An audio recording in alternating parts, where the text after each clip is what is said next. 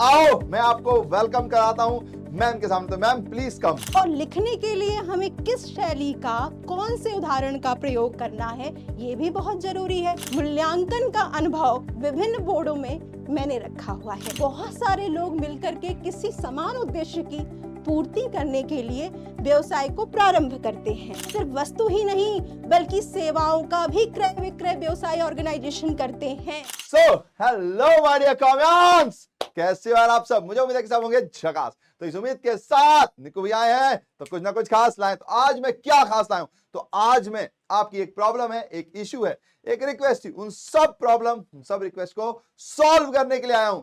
यानी कि जो हमारे हिंदी मीडियम के कॉम्यान्स थे वो सब चाह रहे थे कि भैया बिजनेस की क्लास कब शुरू होगी, जल्दी से बताओ, कुछ तो इंफॉर्मेशन लेकर आओ। तो आज मैं उन फैकल्टी से आपको मिलाने वाला हूं जो आपको व्यवसाय अध्ययन पढ़ाएंगी, इस तरीके से आपका अध्ययन कराएंगी कि आपको हर एक चीज व्यवसाय अध्ययन में बनने लग जाएंगी। क्या आप तैयार हो उनसे मिलने के लिए? मुझे उम्मीद है आप करोगे हाँ जी हाँ जी हाँ जी। तो आइए जानते हैं। तो देखिए, कक्षा 11वीं में व्यवसाय अध्ययन पढ़ाने के लिए आपके पास आ रही है सौम्या चौबे मैम। बहुत ही बेहतरीन मैम है, बहुत ही एनर्जेटिक है, बहुत ही सिंपल वे में आपको कॉन्सेप्ट्स पढ़ाएंगी, आपको टर्म्स याद कराएंगी। क्योंकि बेसिकली क्या होता है, थ्योरी सब्जेक्ट है तो अपन टर्म्स भूल जाते हैं। तो मैम किसी में ही महारती है और पीडब्ल्यू में जो भी आता है वो एक महारती ही होता है। तो पर फिर भी थोड़ा सा जान लेते हैं मैम के बारे में, मैम ने क्या किया है, ताकि आपको भी एक कॉन्फिडेंस आ जाए। तो आइए देखते हैं। तो देखिए, सबसे पहले केंद्रीय विश्वविद्यालय बीएचयू से शिक्षा प्राप्त की है इन्होंने। बीएचयू से एमकॉम और बीएड की डिग्री धारण की है इन्होंने, देख लो। और आपको पता है सीयूटी के एग्जाम के बाद आप सब बीएचयू का सपना देखते हो, तो मैम आपके लिए काफी योगदान देने वाली है उसमें। 12 वर्ष प्लस अनुभव एक पीजीटी बिजनेस स्टडीज के रूप में है इनको। विशेषता इनकी क्या है? कॉपी मूल्यांकन किया हुआ है, यानी भैया जी कॉपी में कब मार्क्स मिलते हैं, कब नहीं मिलते, कहां कटते हैं, सब मैम को पता है। हाँ नहीं तो फिर विभिन्न बोर्डों में 6 से अधिक बार गई हुई है, तो यानी कि एक्सपीरियंस भी मल्टीपल टाइम्स का। तो ऐसा नहीं कि एक बार गई और फिर नहीं गई, तो यानी सब कुछ मिलेगा। रिटन कैसे लिखना है, ये भी कैसे पढ़ना है, कैसे याद करना है, सब कुछ मैम कराएंगी। और बीएचयू से खुद पढ़ी हुई है तो उनको ये भी पता है कि बीएचयू में कैसे एडमिशन होता है। समझ रहे हो ना? हाँ नहीं तो फिर रियल लाइफ उदाहरण की मदद से सामग्री को रोचक तरीके से पढ़ाने की क्षमता है इनके अंदर। विभिन्न टीमों के साथ काम करना, साझा उद्देश्य को प्राप्त करना, प्रभावी ढंग से संवाद करना, टीम की गतिशीलता में सकारात्मक योगदान देना पसंद करती है मैम। यानी कि हमारी प्यारी मैम के बारे में मैंने आपको बता दिया, उनका क्या शिक्षण संस्थान है ये भी मैंने बता दिया, कहां से शिक्षा प्राप्त की वो भी बताया, कैसे आपको पढ़ाने वाली है वो भी बताया। लेकिन आप भी कह रहे होगे भैया जो मैम पढ़ाने वाली उनसे तो मिलाओ, थोड़ा उनकी शक्ल दिखाओ, उनसे तो बात करवाओ। तो आओ मैं आपको वेलकम कराता हूं मैम के सामने। तो मैम प्लीज कम। और अब मेरे जाने का समय है, तो अब मैम लेंगी यहां से take over. Ma'am please. Thank you so much sir. और बच्चों, मेरे प्यारे बच्चों, मैं हूं आपकी अपनी शिक्षिका जो आपको पढ़ाएगी व्यवसाय अध्ययन। जी हाँ, हम लेकर आए हैं व्यवसाय अध्ययन। तो हिंदी माध्यम के मेरे प्रिय विद्यार्थियों, आपकी जो समस्या है कि हिंदी में व्यवसाय अध्ययन कौन पढ़ाएगा, 1 महीने से आप परेशान हैं, तो इस समस्या का समाधान लेकर के मैं आई हूं, आपकी प्यारी अपनी सौम्या मैम। तो आइए हम लोग पढ़ेंगे व्यवसाय अध्ययन। जैसा कि निखिल सर ने आपको मेरे बारे में थोड़ा बहुत तो बता ही दिया, तो मैं थोड़ा सा फिर से अपने बारे में आपको अपना परिचय कराती हूँ। मैं हूँ सौम्या चौबे और 12 वर्षों से अधिक मैंने विभिन्न माध्यम में विभिन्न बोर्ड को व्यवसाय अध्ययन पढ़ाया है। तो एक तरह से ये कह सकते हैं कि व्यवसाय अध्ययन पढ़ाने का अनुभव विशेषज्ञता के साथ थोड़ा बहुत जरूर मैं आपके साथ साझा कर सकती हूँ। इसके अलावा बच्चों, सबसे बड़ी समस्या होती है कि व्यवसाय अध्ययन एक सैद्धांतिक विषय है ना, और सैद्धांतिक विषय में लिखना पड़ता है, और लिखने के लिए हमें किस शैली का, कौन से उदाहरण का प्रयोग करना है, ये भी बहुत जरूरी है। तभी ना भाई मूल्यांकन होगा और अच्छे नंबर मिलेंगे। तो बच्चों, घबराने की कोई जरूरत नहीं है, क्योंकि 6 से अधिक सालों का मूल्यांकन का अनुभव विभिन्न बोर्डों में मैंने रखा हुआ है।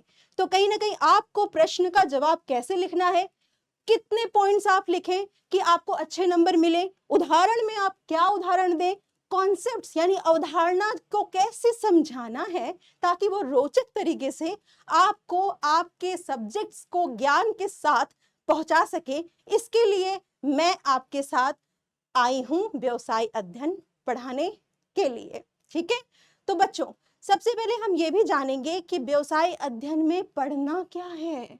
हाँ जी, पाठ्यक्रम क्या है। पाठ्यक्रम तो एक बहुत बड़ी समस्या होती है ना कि क्योंकि आपके लिए क्या है भाई, वाणिज्य एक नया विषय है।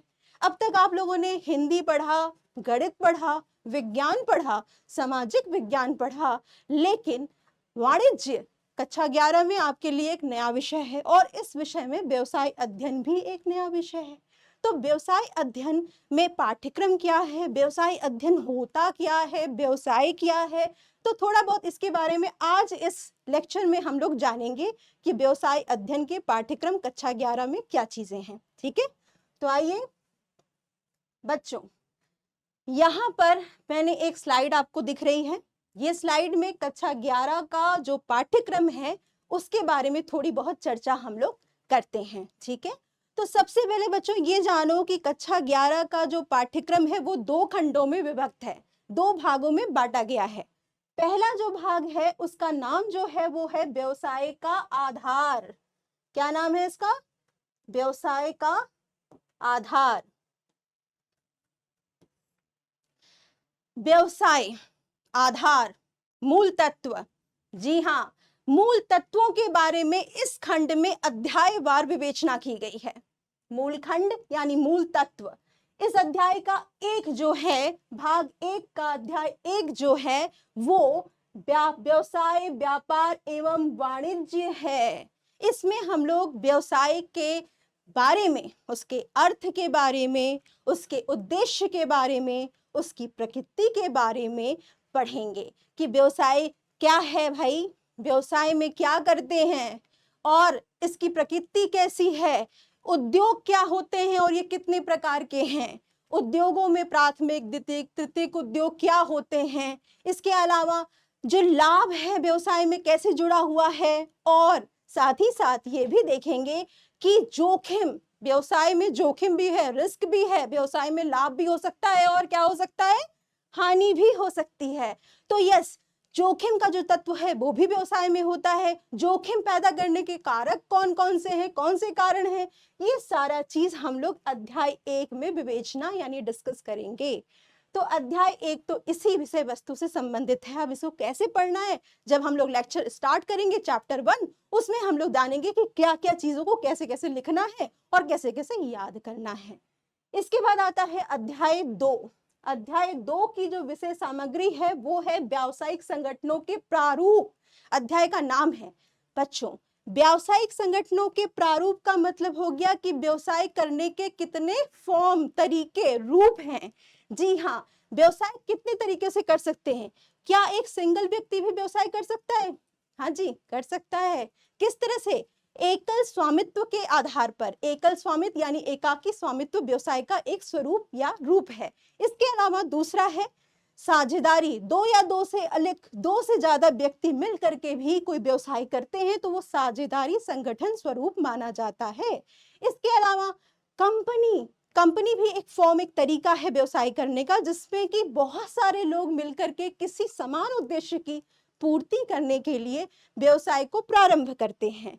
तो ये हो गया आपका कंपनी स्वरूप। इसके अलावा कोऑपरेटिव सोसाइटी यानी सहकारी समिति, इसमें भी किसी जन कल्याण की भावना से प्रेरित होकर के व्यवसाय किया जाता है या लोग करते हैं।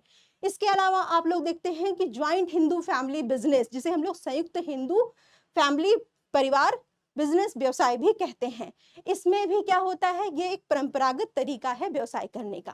तो इन सभी प्रकार, इन सभी रूपों में क्या गुण है, क्या दोष है, क्या लाभ है, क्या हानि है, इन सबको एक एक करके इस चैप्टर, इस अध्याय में डिस्कस किया गया है और हम लोग इसको पढ़ेंगे। इसके बाद आता है अध्याय 4, व्यावसायिक सेवाएं। व्यावसायिक सेवाएं बच्चों, व्यवसाय में वस्तुओं और सेवाओं का क्रय विक्रय, वितरण, विनिमय, उत्पादन सम्मिलित होता है। अब आपकी समस्या ये हो गई कि मैम वस्तुओं और सेवाओं, जी हाँ, सिर्फ माल ही नहीं, सिर्फ वस्तु ही नहीं, बल्कि सेवाओं का भी क्रय विक्रय व्यवसाय ऑर्गेनाइजेशन करते हैं। अब व्यवसाय ऑर्गेनाइजेशन यानी व्यावसायिक संगठन जो वस्तुओं और सेवाएं, तो सेवाएं क्या है, वस्तु तो आप समझ गए, जिसे आप देख सकते हैं, छू सकते हैं, जिसका भौतिक अस्तित्व है, उनका उत्पादन करना, उनका क्रय विक्रय करना, उनको बेचना और खरीदना, ये तो व्यवसाय में आ गया। अब सेवा का भी व्यवसाय होता है। जी हाँ, सेवाएं जिसे हम देख नहीं सकते, छू नहीं सकते, लेकिन इसकी उपयोगिता को हम महसूस कर सकते हैं, जैसे बैंकिंग सेवाएं, बीमा सेवाएं। अगर आप किसी हॉस्पिटल में जाते हैं और कोई आपका जो डॉक्टर है वो आपका इलाज करता है, तो वो भी एक सेवा प्रदान कर रहा है। तो सेवाएं जो होती हैं, जिनका भौतिक स्वरूप तो नहीं होता है, लेकिन हम इसको महसूस करते हैं, इसकी उपयोगिता का यूज करते हैं। तो व्यावसायिक सेवाएं कौन कौन सी हैं, व्यवसाय के लिए कौन कौन सी सेवाएं हैं जो कि उसको यूजफुल हैं, उन्हीं को हम पढ़ेंगे, जिसमें बैंकिंग, बीमा, परिवहन, यातायात और संचार सेवाएं आएंगी।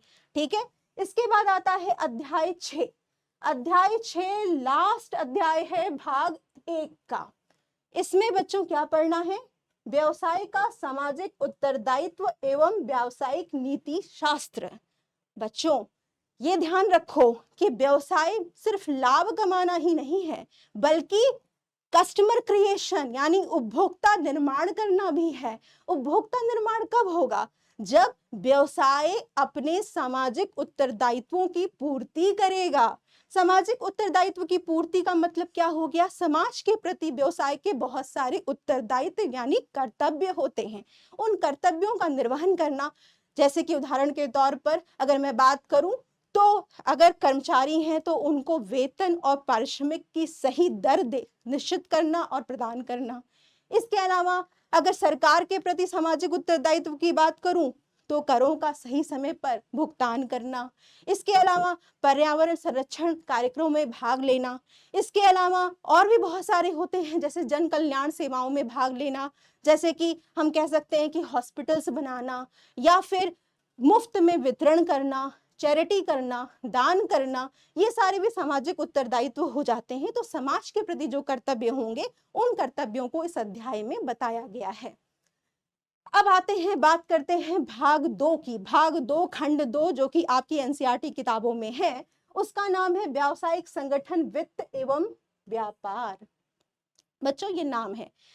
अब जरा एक क्वेश्चन, एक सवाल आता है दिमाग में कि व्यवसाय सिर्फ क्या लाभ कमाना है? हाँ जी, लाभ कमाना तो है ही, लेकिन लाभ कमाने के साथ साथ व्यवसाय को शुरू करने के लिए किस चीज की जरूरत पड़ेगी? पूंजी। बिना पूंजी के तो हो नहीं सकता। तो पूंजी कहाँ से लाएं? पूंजी के क्या क्या स्रोत होंगे? ये जो वित्त, फाइनेंस जिसे कहते हैं, उसके स्रोत कौन कौन से होंगे, यही इस अध्याय में, जो बाकी अध्याय हैं उनके बारे में यहाँ पर बताया गया है। तो पहला जो अध्याय 7 है भाग 2 का, वो है व्यावसायिक वित्त के स्रोत। व्यावसायिक वित्त के स्रोत का मतलब हो गया कि व्यवसाय में जो वित्त है, व्यवसाय का जो पूंजी है, उसके स्रोत कौन कौन से हैं। जैसे पूर्वाधिकार अंश, समता अंश, ऋण पूंजी, लोन लेना, लोन लेकर के भी व्यवसाय स्टार्ट हो सकता है, अंशों का निर्गमन करके भी व्यवसाय हो सकता है। तो व्यवसाय के लिए वित्त के जो भी स्रोत हैं, वो इस अध्याय में उसकी विवेचना की गई है। अब बात करते हैं अध्याय 8 की, लघु व्यवसाय एवं उपक्रम। लघु व्यवसाय एवं उपक्रम का मतलब हो गया छोटे पैमाने पर, जहां पर छोटे अमाउंट में पूंजी निवेशित होती है, उस आधार पर व्यवसाय को लघु पैमाने के अंतर्गत रखा गया है। तो वो कौन कौन सी एजेंसीज हैं, सरकारी एजेंसीज हैं, और लघु पैमाने के उद्योग कौन कौन से हैं, उसके बारे में इस अध्याय में विवेचना की गई है। अब बात करते हैं अध्याय 9 की, आंतरिक व्यापार। आंतरिक व्यापार का मतलब क्या है, पहले थोड़ा सा इसके बारे में समझ लेते हैं। आंतरिक व्यापार का मतलब अगर किसी देश की भौगोलिक सीमा के अंदर कोई व्यापार, क्रय विक्रय किया जाए, तो उसे आंतरिक व्यापार कहते हैं। जैसे थोक व्यापार, फुटकर व्यापार, ये आंतरिक व्यापार के रूप होते हैं। तो इस अध्याय में बेसिकली आंतरिक व्यापार के बारे में डिस्कस किया गया है। अध्याय 10 है अंतरराष्ट्रीय व्यवसाय। आंतरिक व्यापार हमने पढ़ लिया, घरेलू व्यापार हमने पढ़ लिया, तो अब पढ़ेंगे क्या, अंतरराष्ट्रीय स्तर पर व्यापार करने के कौन कौन से तरीके हैं। निर्यात, आयात, सामानों को दूसरे देशों में बेचना, सामानों को दूसरे देशों से खरीदना, इन सब के बारे में, और क्या गतिविधियां, क्या प्रोसीजर हैं, इसके बारे में अध्याय 10 में, जिसे हम कहते हैं अंतरराष्ट्रीय व्यवसाय, उसमें हम लोग पढ़ेंगे। बच्चों ये तो था आपका पाठ्यक्रम, जो मैंने बस इतने बता दिया कि पढ़ना क्या क्या है, लेकिन उसमें पढ़ना क्या है, उसको समझना क्या है, उसको लिखना कैसे है, उसमें क्या चीजें, अवधारणा क्या है, उस अवधारणा को स्पष्ट कैसे करना है, इसके लिए देखना होगा आपको अपना अगला लेक्चर। जी हाँ, अपना अगला जो सेशन होगा वो होगा अध्याय 1 की विषय वस्तु को पूरे डिटेल्ड में हम लोग पढ़ने वाले हैं अध्याय 1 में। ठीक है, अब एक और समस्या जो दिमाग में चल रही होगी कि उसका समाधान बता दीजिए जरा। मैं समझ गई। अब आप कहेंगे कि मैम हम तो यूपी बोर्ड के हैं, मैम हम तो राजस्थान बोर्ड से हैं, मैम हम तो एनसीईआरटी की बुक फॉलो करते हैं और एनसीईआरटी ही सिलेबस में सीबीएसई बोर्ड से हैं लेकिन माध्यम हिंदी है, मैम हम महाराष्ट्र बोर्ड से हैं, मैम हम राजस्थान बोर्ड से हैं। घबराओ नहीं भाई, तुम यहाँ सही जगह पर आए हो। पीडब्ल्यू हिंदी माध्यम यूपी और बिहार बोर्ड स्टेट बोर्ड में तुम्हारा स्वागत है। तुम किसी भी बोर्ड के विद्यार्थी हो, किसी भी राज्य से आते हो, अगर व्यवसाय अध्ययन हिंदी माध्यम में तुमने लिया है तो घबराओ नहीं। एनसीईआरटी की विषय वस्तु पाठ्यक्रम जो है वो सभी बोर्ड में सामान्यतः पूरी तरह से समान है, तो घबराने की कोई, भाषा संबंधी जो बाधाएं आ रही हैं वो तो हम सॉल्व कर ही रहे हैं।